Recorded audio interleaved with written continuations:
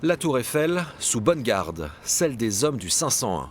Reconnaissables à leur béret noir, les militaires de Mourmelon arpentent l'esplanade du Trocadéro, haut lieu touristique, emblème de la France dans le monde et site forcément sensible.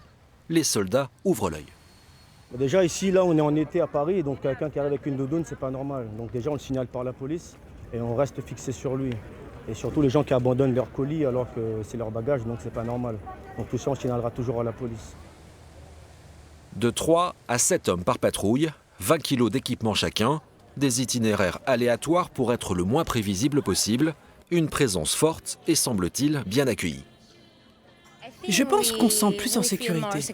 On l'a vu plusieurs fois, ils ont réussi à arrêter plusieurs attaques, donc oui, je suis très contente qu'ils soient là. Beaucoup nous remercient, parce qu'ils se rendent compte quand même que c'est plus ou moins grâce à nous s'ils peuvent se balader tranquillement dans les rues de Paris.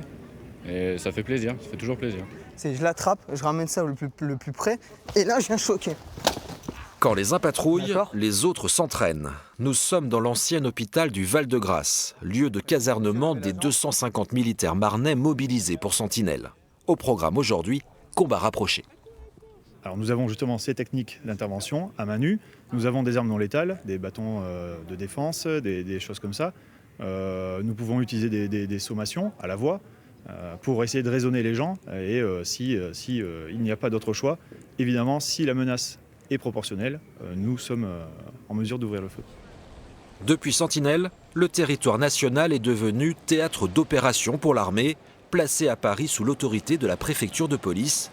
Un scénario nouveau avec ses limites. Lors de l'attaque du Bataclan, les soldats pourtant premiers sur place ont reçu l'ordre de ne pas intervenir car hors zone de guerre. Ce qu'on peut dire, c'est qu'on apprend toujours des expériences. Le dispositif tel qu'il est mis en place actuellement à Paris, en coopération entre la police et l'armée, permettrait sans aucun doute de réagir de façon efficace à ce type d'attentat. Avec des soldats qui iraient au contact direct des terroristes. Avec des soldats qui iraient au contact direct des terroristes, tout à fait. Pour les hommes du 501, la fin de la mission Sentinelle approche, 2 mois sans pouvoir quitter Paris et une envie. On attend qu'une chose, c'est de revenir à nos chars.